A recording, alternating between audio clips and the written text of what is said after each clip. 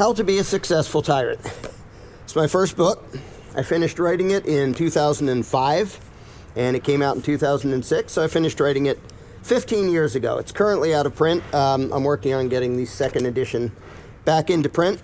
Thought I'd give a dramatic reading of one little part of it. This is Chapter 2, Exploiting Fear. From the beginning, subheading, Fear as a Tool. Now, keep in mind, this is written as a manual for someone trying to be a tyrant. So when it says you, it's talking to somebody trying to be a tyrant. Almost all oppression via propaganda is based upon scaring people and then presenting a false choice where the people can choose either to do what you want them to do or face some unknown, often purely fictional horror. This is not the method of the common thug, which can be summarized as, do this or I will hurt you. A successful modern tyrant never presents himself as the thing to be afraid of, as doing so would obviously create resentment and hatred in the peasantry, and that leads to resistance. Every thing to be feared, or TTBF, with which you terrorize your peasants must be presented as some separate outside evil that only you can save them from.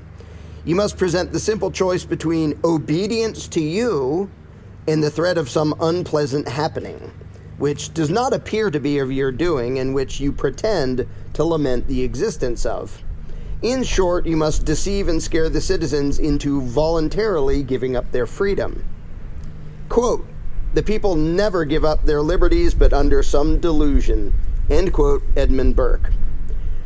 A simple example would be making up a plague of some sort, assuring people that millions are doomed to die, and then claiming that giving you a lot of money and control is the only hope of averting disaster. Or perhaps, instead of making up a disease, you can pick a real disease, grossly exaggerate the risk it poses to the peasants, whip them into a frenzy, and then present yourself as their only hope for salvation, which, of course, will require you to be given much wealth and power. Recent history gives many examples to build upon, such as AIDS, anthrax, mad cow disease, etc. Even the common flu can be used to spread alarm and panic in the peasantry.